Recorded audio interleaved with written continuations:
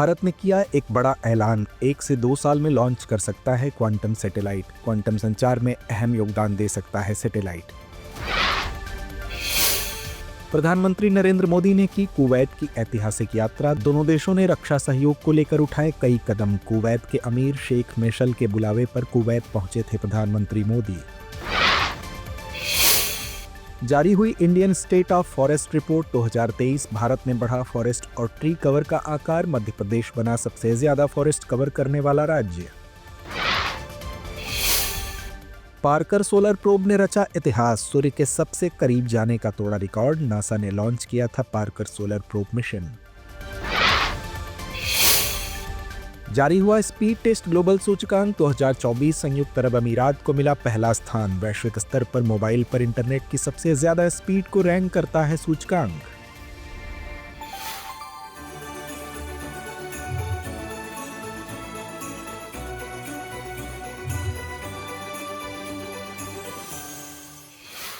बीते दिनों प्रधानमंत्री नरेंद्र मोदी कुवैत की आधिकारिक यात्रा पर थे। वे कुवैत के अमीर शेख मेशल अल अहमद अल जबर अल सबाह के बुलावे पर कुवैत पहुंचे थे। प्रधानमंत्री नरेंद्र मोदी का कुवैत दौरा कई मायनों में बहुत अहम है। उनकी यह यात्रा किसी भी भारतीय प्रधानमंत्री का 43 साल बाद किया गया पहला दौरा है। इससे पहले 1981 में भारत के तत्कालीन प्रधानमंत्री इंदिरा गांधी द्वारा की गई थी। बता दें कि प्रधानमंत्री नरेंद्र मोदी ने यह यात्रा सीरिया से बशर अल असद के शासन के खत्म होने के 2 हफ्ते के बाद की है। इस दौरान दोनों देशों ने रक्षा सहयोग पर एक समझौता ज्ञापन पर हस्ताक्षर किए। इसके तहत रक्षा कर्मियों का आदान प्रदान और संयुक्त अभ्यास के साथ साथ सैन्य उपकरणों की आपूर्ति की अनुमति होगी। वहीं प्रधानमंत्री मोदी को कुवैत के सर्वोच्च सम्मान ऑर्डर ऑफ मुबारक अल कबीर से भी सम्मानित किया गया। इस मौके पर प्रधानमंत्री नरेंद्र मोदी ने कहा कि भारत और कुवैत केवल व्यापार और ऊर्जा में ही साझेदार नहीं है, बल्कि दोनों देश पश्चिम एशिया में शांति और सुरक्षा और स्थायित्व के स्तर पर भी हित साझा करते हैं। गौरतलब है कि कुवैत जीसीसी यानी गल्फ कोऑपरेशन काउंसिल का सदस्य देश भी है। वर्तमान में इसकी अध्यक्षता कुवैत के पास ही है। दरअसल जीसीसी एक राजनीतिक आर्थिक संगठन है जिसमें सऊदी अरब, कुवैत, यूएई, कतर, बहरीन और ओमान शामिल हैं। इसका गठन सऊदी अरब के रियाद में मई 1981 में किया गया था। जानकारी के लिए बता दें कि कुवैत पश्चिम एशिया में पर्शियन गल्फ के किनारे स्थित एक देश है। इसकी सीमा उत्तर और पश्चिम में इराक से और दक्षिण में सऊदी अरब से लगती है। इसका अधिकांश हिस्सा अरब रेगिस्तान से घिरा है। इस देश की 43 लाख की आबादी में तकरीबन 10 लाख भारतीय मौजूद हैं। हाल ही में भारत ने क्वांटम सैटेलाइट लॉन्च करने की घोषणा की है। इस सैटेलाइट को 2 से 3 साल में लॉन्च किए जाने की संभावना है। इसे नेशनल क्वांटम मिशन के तहत लॉन्च किया जाएगा। बता दें कि क्वांटम सैटेलाइट क्वांटम तकनीकी का एक अहम हिस्सा है। इसका इस्तेमाल क्वांटम संचार के लिए किया जाएगा। यह संचार क्वांटम मैकेनिक्स के सिद्धांतों पर आधारित होता है, जो पारंपरिक एन्क्रिप्शन सिस्टम से ज्यादा सुरक्षित होता है, और यह अपने सिग्नल्स को सुरक्षित करने के लिए क्वांटम फिजिक्स का प्रयोग करता है। वहीं क्वांटम उपग्रहों के जरिए जमीन पर उपलब्ध दूरी से कहीं ज्यादा लंबी दूरी पर संचार स्थापित किया जा सकता है। यह संचार सिग्नल भेजने और प्राप्त करने वाली तकनीकियों से संबंधित होता है। इन तकनीकों का एक महत्वपूर्ण हिस्सा है सुरक्षा। दरअसल सुरक्षा मतलब नेटवर्क के जरिए बड़ी दूरी पर प्रसारित किए जा रहे मैसेजेस को इंटरसेप्ट करने से बचाना है, जहां इस तकनीक को सुरक्षा के लिहाज से बहुत अहम माना जा रहा है। इसके तहत QKD यानी क्वांटम की डिस्ट्रीब्यूशन तकनीकी का इस्तेमाल किया जाता है। यह तकनीक पहले की पारंपरिक तकनीक से बहुत अलग है। गौरतलब है कि दुनिया का पहला क्वांटम संचार उपग्रह मीसियस है। इसे चीन द्वारा 2016 में लॉन्च किया गया था। इसका नाम प्राचीन चीनी दार्शनिक मोजी के नाम पर रखा गया है। जानकारी के लिए बता दें कि राष्ट्रीय क्वांटम मिशन विज्ञान एवं प्रौद्योगिकी विभाग का एक कार्यक्रम है। इसका मकसद अगली पीढ़ी के संचार और रिमोट सेंसिंग सिस्टम के विकास में क्वांटम फिजिक्स के इस्तेमाल को बढ़ावा देना है। इस मिशन को केंद्रीय मंत्रिमंडल ने अप्रैल 2023 में 6,000 करोड़ रुपए की कुल लागत से मंजूरी दी थी। इसरो यानी इंडियन स्पेस रिसर्च ऑर्गेनाइजेशन ने आगामी 30 दिसंबर को अपने महत्वाकांक्षी मिशन स्पेड एक्स को लॉन्च करने की घोषणा की है। उल्लेखनीय है कि इस मिशन में अंतरिक्ष में डॉकिंग का प्रदर्शन करने के लिए 2 छोटे उपग्रहों को लॉन्च किया जाएगा। बता दें कि डॉकिंग एक ऐसी प्रक्रिया होती है जिसमें 2 उपग्रहों को एक साथ रखा जाता है और फिर उन्हें अंतरिक्ष में जोड़ा जाता है। स्पेड एक्स मिशन का पूरा नाम स्पेस डॉकिंग एक्सपेरिमेंट है। इस मिशन में 2 उपग्रह SDX-01 या चेजर और SDX-02 या टारगेट को शामिल किया गया है। लॉन्चिंग के दौरान ये दोनों उपग्रह एक ही कक्षा में संरेखित होंगे। ये पहले एक दूसरे के बीच की दूरी कम करके जुड़ेंगे। डॉकिंग के बाद ये दोनों उपग्रह आपस में विद्युत शक्ति स्थानांतरित करेंगे। इसके बाद ये दोनों उपग्रह अलग हो जाएंगे। उल्लेखनीय है कि एक दिन के अंदर ही दोनों उपग्रह आपस में लगभग 10 से 20 किलोमीटर की दूरी बना लेंगे। अलग होने के बाद दोनों उपग्रहों पर लगे पेलोड 2 साल तक काम करते रहेंगे। वहीं इसरो की बात करें तो यह भारत की अंतरिक्ष एजेंसी है। इसकी स्थापना वर्ष 1969 में हुई थी। इसरो का उद्देश्य अंतरिक्ष प्रौद्योगिकी का विकास करना है। इसरो ने अब तक कई ऐतिहासिक मिशन लॉन्च किए हैं, जैसे चंद्रयान, मंगलयान आदि। इसरो द्वारा विकसित तकनीकों का उपयोग न केवल अंतरिक्ष कार्यक्रमों में बल्कि अन्य क्षेत्रों में भी किया जाता है, जैसे मौसम पूर्वानुमान, संचार और शिक्षा। हाल ही में नासा के पार्कर सोलर प्रोब ने इतिहास रचते हुए सूर्य के सबसे करीब जाने का रिकॉर्ड तोड़ दिया। बता दें कि यह अंतरिक्ष यान सूर्य की सतह से केवल 3.8 मिलियन मील की दूरी पर पहुंच गया। यह सूर्य के कोरोना की अब तक की सबसे निकटतम यात्रा है। सूर्य के बाहरी वातावरण को कोरोना कहा जाता है। यह मिशन कोरोना के बारे में महत्वपूर्ण जानकारी प्राप्त करने के उद्देश्य से लॉन्च किया गया था। पार्कर सोलर प्रोब को नासा द्वारा सूर्य के अध्ययन के लिए 2018 में लॉन्च किया गया था। यह मिशन सूर्य के आंतरिक रहस्यों की जानकारी प्राप्त करने के लिए काम कर रहा है। सूर्य की गर्मी और विकिरण से बचने के लिए इस मिशन को खासतौर पर उच्चतम तापमान और विकिरण सहने योग्य डिजाइन किया गया है। यह मिशन सूर्य के कणों और उनके प्रभावों के बारे में महत्वपूर्ण डेटा इकट्ठा कर रहा है, जिससे भविष्य में अंतरिक्ष, मौसम और पृथ्वी पर इसके प्रभावों को समझने में मदद मिलेगी। वहीं नासा की बात करें तो यह national aeronautics and space administration का संक्षिप्त रूप है। यह अमेरिका की अंतरिक्ष एजेंसी है। इसकी स्थापना 1958 में हुई थी। इसका मुख्यालय वाशिंगटन डीसी में है। नासा का मुख्य उद्देश्य अंतरिक्ष अन्वेषण, अंतरिक्ष मिशनों के संचालन और अंतरिक्ष विज्ञान के क्षेत्र में प्रगति करना है। हाल ही में राष्ट्रपति द्रौपदी मुर्मू ने 5 राज्यों में राज्यपालों की नियुक्ति और स्थानांतरण किए। इस बदलाव के तहत 2 नए राज्यपाल नियुक्त किए गए और 3 का स्थानांतरण किया गया। बता दें कि अजय कुमार भल्ला को मणिपुर का नया राज्यपाल बनाया गया। उन्होंने अनुसुईया उइके का स्थान लिया। वहीं केरल के राज्यपाल आरिफ मोहम्मद खान को बिहार स्थानांतरित किया गया।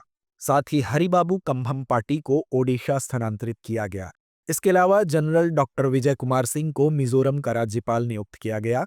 साथ ही बिहार के राज्यपाल राजेंद्र विश्वनाथ अर्लेकर को केरल स्थानांतरित किया गया। गौरतलब है कि राज्यपाल राज्य के संवैधानिक प्रमुख के रूप में कार्य करते हैं। विधायिका के कामकाज की देखरेख, विधानसभा को भंग करने या विसर्जित करने और राज्य में संविधान का पालन सुनिश्चित करना भी राज्यपाल की ही जिम्मेदारी होती है।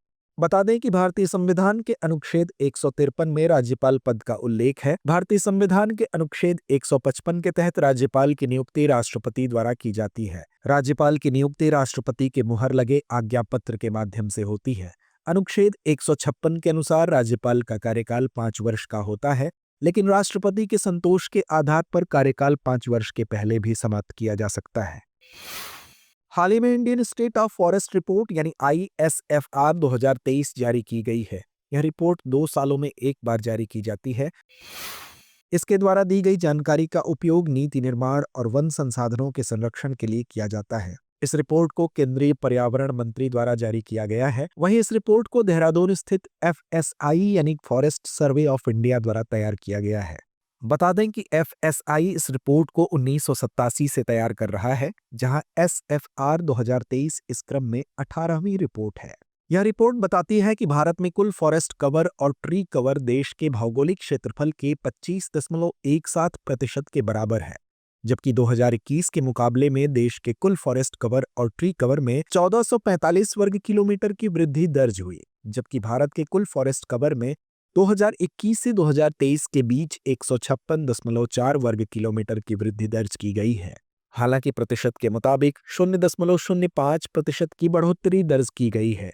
इससे भारत के कुल भौगोलिक क्षेत्रफल के मुकाबले फॉरेस्ट कवर 21.76% के करीब पहुंच गया है। वहीं ट्री कवर में 1289 वर्ग किलोमीटर की वृद्धि दर्ज की गई है और ट्री कवर कुल भौगोलिक क्षेत्रफल के 3.41% के बराबर है। इसके अलावा देश के मैंग्रोव क्षेत्र और पश्चिमी घाट के वन आवरण में भी कमी दर्ज की गई है। वहीं 4 राज्य ऐसे हैं जहां फॉरेस्ट कवर और ट्री कवर में सबसे ज्यादा वृद्धि दर्ज की गई है। इन राज्यों में छत्तीसगढ़, उत्तर प्रदेश, ओडिशा और राजस्थान शामिल हैं।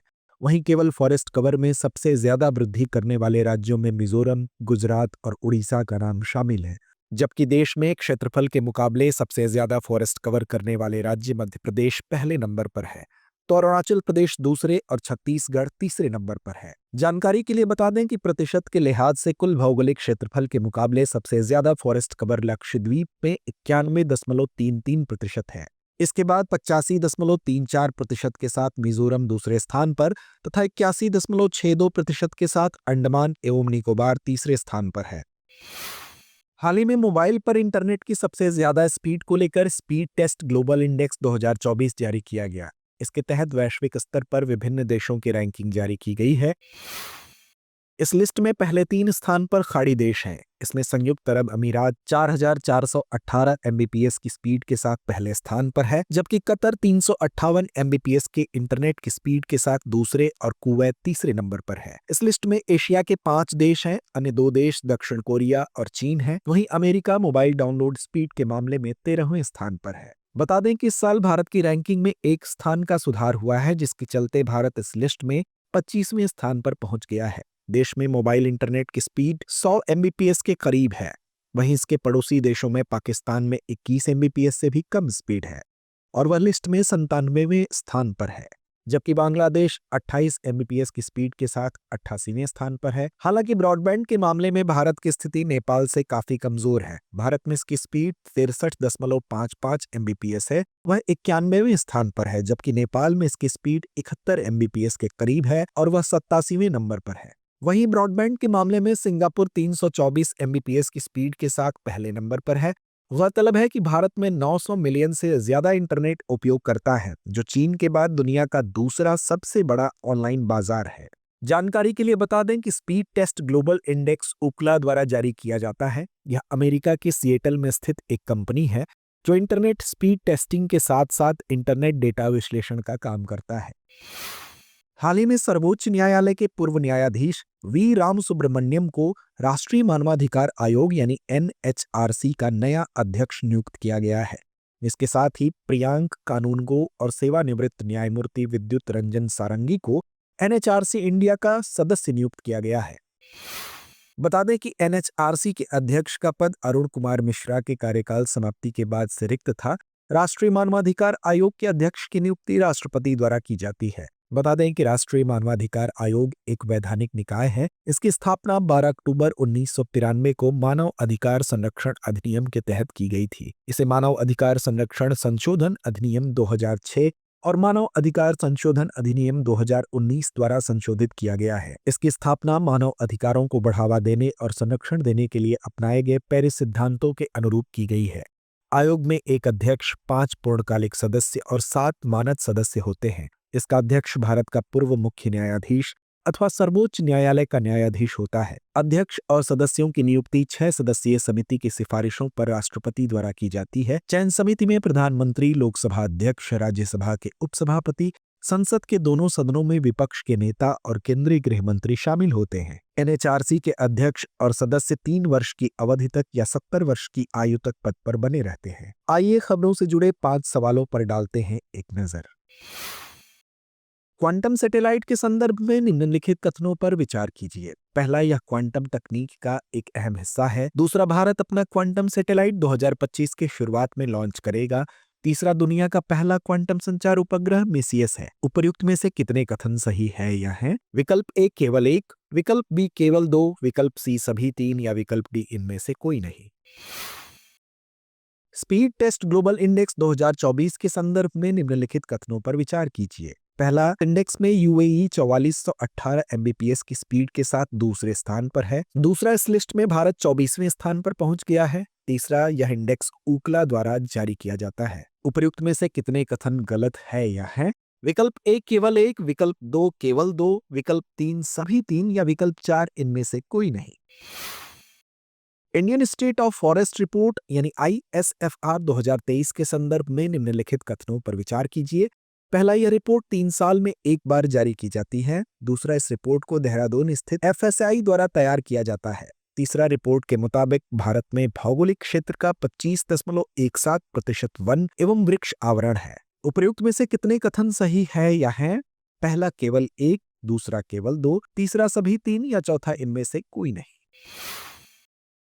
राष्ट्रीय मानवाधिकार आयोग के संदर्भ में निम्नलिखित कथनों पर विचार कीजिए। पहला, यह एक संवैधानिक निकाय है। दूसरा, इसकी स्थापना मानवाधिकार संरक्षण अधिनियम 1992 के तहत की गई थी। तीसरा, इनमें एक अध्यक्ष, 4 पूर्णकालिक सदस्य और 5 मानद सदस्य होते हैं। उपर्युक्त में से कितने कथन सही है या हैं? पहला केवल 1, दूसरा केवल 2, तीसरा सभी 3 या चौथा इनमें से कोई नहीं। गल्फ कोऑपरेशन काउंसिल के संदर्भ में निम्नलिखित कथनों पर विचार कीजिए। पहला, यह एक राजनीतिक और आर्थिक संगठन है। दूसरा, वर्तमान में कुवैत इसका अध्यक्ष है। तीसरा, इसका गठन 1981 में सऊदी अरब के रियाद में किया गया था। उपर्युक्त में से कितने कथन सही है या हैं? पहला केवल 1, दूसरा केवल 2, तीसरा सभी 3 या चौथा इनमें से कोई नहीं। चलते चलते डालते हैं कुछ छोटी मगर जरूरी खबरों पर एक नजर। विश्व स्वास्थ्य संगठन और संयुक्त राष्ट्र द्वारा महामारी तैयारियों के महत्व को बढ़ावा देने के लिए 27 दिसंबर को अंतर्राष्ट्रीय महामारी तैयारी दिवस मनाया जाता है। कोविड-19 जैसी महामारी ने वैश्विक स्वास्थ्य प्रणालियों, आपूर्ति श्रृंखलाओं और गरीब देशों की अर्थव्यवस्थाओं पर गहरा प्रभाव डाला है। महामारी की गंभीरता को देखते हुए इस दिवस पर प्रभावी महामारी प्रबंधन, स्वास्थ्य प्रणालियों की मजबूती और अंतर्राष्ट्रीय सहयोग की आवश्यकता पर जोर दिया गया है। गौरतलब है कि संयुक्त राष्ट्र संगठन की स्थापना द्वितीय विश्व युद्ध के बाद वर्ष 1945 में की गई थी। हाल ही में फोर्ब्स ने 2024 की दुनिया की 100 सबसे प्रभावशाली महिलाओं की सूची जारी की है। इस सूची में 3 भारतीय महिलाओं को शामिल किया गया है। ये 3 महिलाएं हैं निर्मला सीतारमण, रोशनी नादर मल्होत्रा और किरण मजूमदार-शाह। गौरतलब है कि निर्मला सीतारमण को 28वीं रैंक मिली है और वह भारत की वित्त मंत्री हैं। रोशनी नादर मल्होत्रा को 81वीं रैंक मिली है और वह HCL टेक्नोलॉजीज की चेयरपर्सन है। बायोकॉन की संस्थापक किरण मजूमदार-शाह इस सूची में 82वें स्थान पर हैं। इन महिलाओं ने अपनी नेतृत्व क्षमता से न केवल व्यवसायों को सफलता की ऊंचाई पर पहुंचाया, बल्कि समाज की भलाई में भी महत्वपूर्ण योगदान दिया। हाल ही में बॉल्ड ईगल को आधिकारिक तौर पर अमेरिका का राष्ट्रीय पक्षी घोषित किया गया है। बता दें कि इसे राष्ट्रीय पक्षी की मान्यता देने के लिए कांग्रेस द्वारा पारित और राष्ट्रपति द्वारा हस्ताक्षरित कानून के माध्यम से यूएस कोड में संशोधन किया गया है। यह पदनाम बॉल्ड ईगल को राष्ट्रीय स्तनपायी, अमेरिकी बाइसन, राष्ट्रीय फूल गुलाब और राष्ट्रीय वृक्ष ओक के समान आधिकारिक दर्जा देता है। इसे 1782 में राष्ट्र का प्रतीक घोषित किया गया था और तब से यह शिकारी पक्षी संयुक्त राज्य अमेरिका की ग्रेट सील का अहम हिस्सा है। उल्लेखनीय है कि बॉल्ड ईगल की IUCN स्थिति लीस्ट कंसर्न है। हाल ही में तेलंगाना में पेंगोलिन तस्करी के मामलों में वृद्धि ने वन अधिकारियों को चिंता में डाल दिया है। पेंगोलिन एक संकटग्रस्त प्रजाति है जो अंतर्राष्ट्रीय बाजार में अत्यधिक मांग में है। पेंगोलिन एक सरीसृप जैसा दिखने वाला स्तनपायी जानवर होता है जिसे अक्सर स्केली एंटेटर कहा जाता है। इसका शरीर कठोर और मोटे पैमानों से ढका होता है जो इसे शिकारियों से बचाने में मदद करता है। उल्लेखनीय है कि भारत में भारतीय पेंगोलिन पाया जाता है जिसकी पारंपरिक चीनी चिकित्सा में बहुत अधिक मांग है। पेंगोलिन IUCN द्वारा संकटग्रस्त प्रजाति के रूप में सूचीबद्ध है। हाल ही में 25 दिसंबर 2024 को सुशासन दिवस मनाया गया। यह दिवस हर साल भारत में भारत रत्न पूर्व प्रधानमंत्री अटल बिहारी वाजपेयी की जयंती के उपलक्ष्य में मनाया जाता है। इस साल दिवस प्रशासन गांव की ओर की थीम पर आधारित रहा। इस दिवस को मनाने का मकसद देश के छात्रों और नागरिकों को सरकार के कर्तव्यों और जिम्मेदारियों के बारे में जागरूक करना है। साथ ही भारत में सुशासन के मिशन को पूरा करने के लिए अच्छी और प्रभावी नीतियों को लागू करना है। बता दें कि अटल बिहारी वाजपेयी का जन्म 25 दिसंबर 1924 को मध्य प्रदेश के ग्वालियर में हुआ था। वह 3 बार देश के प्रधानमंत्री बने और राजनीति में अपना बड़ा नाम बनाया। अटल जी लोकसभा में 9 बार और राज्यसभा में 2 बार सांसद के रूप में चुने गए। उन्हें साल 2015 में देश के सर्वोच्च नागरिक सम्मान भारत रत्न से और 1994 में दूसरे सर्वोच्च नागरिक सम्मान पद्म विभूषण से सम्मानित किया गया था। 6 अगस्त 2018 को लंबी बीमारी के बाद दिल्ली में उनका निधन हो गया था। हाल ही में प्रसिद्ध फिल्म निर्माता श्याम बेनेगल का निधन हो गया। वे 90 वर्ष के थे और क्रोनिक किडनी डिजीज से पीड़ित थे। उनका निधन मुंबई के वॉकहार्ड अस्पताल में हुआ। बता दें कि श्याम बेनेगल का जन्म 14 दिसंबर 1934 को हैदराबाद, भारत में हुआ था। वे एक प्रसिद्ध भारतीय फिल्म निर्माता और पटकथा लेखक थे जो भारतीय सिनेमा के न्यू वेव आंदोलन के प्रमुख योगदानकर्ताओं में से एक थे। उन्होंने अपने करियर की शुरुआत फोटोग्राफी से की थी और उन्होंने 1974 में फिल्म अंकुर से निर्देशन की शुरुआत की थी। उन्हें भारत सरकार ने 1976 में पद्मश्री और 1991 में पद्म भूषण से सम्मानित किया था। हाल ही में भारत ने लेसोथो को 1000 मीट्रिक टन चावल की मानवीय सहायता भेजी है। यह कदम लेसोथो में बढ़ते भूखमरी और कुपोषण के संकट को कम करने के लिए उठाया गया है। दक्षिणी अफ्रीका का यह छोटा देश, जो पूरी तरह से भूमि से घिरा हुआ है, जलवायु परिवर्तन और आर्थिक चुनौतियों से गंभीर रूप से प्रभावित है। इन समस्याओं ने वहां की खाद्य आपूर्ति श्रृंखला को कमजोर कर दिया है, जिससे बड़ी संख्या में लोग भूखमरी और कुपोषण का सामना कर रहे हैं। बता दें कि भारत की यह पहल न केवल लेसोथो जैसे विकासशील देशों को सहयोग प्रदान करने की है, बल्कि यह संयुक्त राष्ट्र के सतत विकास लक्ष्यों के विशेष रूप से भूख मिटाने यानी SDG 2 के लक्ष्य को प्राप्त करने की दिशा में भी महत्वपूर्ण योगदान करती है। हाल ही में राष्ट्रीय उपभोक्ता दिवस 2024 मनाया गया। यह दिवस हर साल 24 दिसंबर को मनाया जाता है। यह दिन उपभोक्ताओं के अधिकारों और उनकी सुरक्षा के प्रति जागरूकता बढ़ाने के लिए समर्पित है। इस साल मनाए गए उपभोक्ता दिवस का विषय वर्चुअल सुनवाई और उपभोक्ता न्याय तक डिजिटल पहुंच है। यह विषय नए उपभोक्ता संरक्षण अधिनियम 2019 के उद्देश्यों के अनुरूप है। इसका मकसद उपभोक्ताओं को त्वरित न्यूनतम व्यय में समाधान और प्रॉब्लम फ्री न्याय प्रदान करना है। वहीं संशोधित अधिनियम में डिजिटल माध्यम और उपकरणों के महत्व पर जोर दिया गया है। प्रिय व्यूअर्स, हमारी टीम कोशिश करती है कि आपको दी गई खबरों में एक भी गलती ना हो, लेकिन यदि किसी सोर्स या ह्यूमन एरर की वजह से ऐसी गलती हो जाती है तो इस वीडियो के कमेंट बॉक्स में उस गलती को सुधार कर पिन कर दिया जाता है। यह आपको कमेंट बॉक्स में सबसे ऊपर दिखाई देता है। डियर व्यूअर्स, अपने एग्जाम की तैयारी को और बेहतर करने के लिए हमारे चैनल को लाइक, शेयर और सब्सक्राइब करना न भूलें।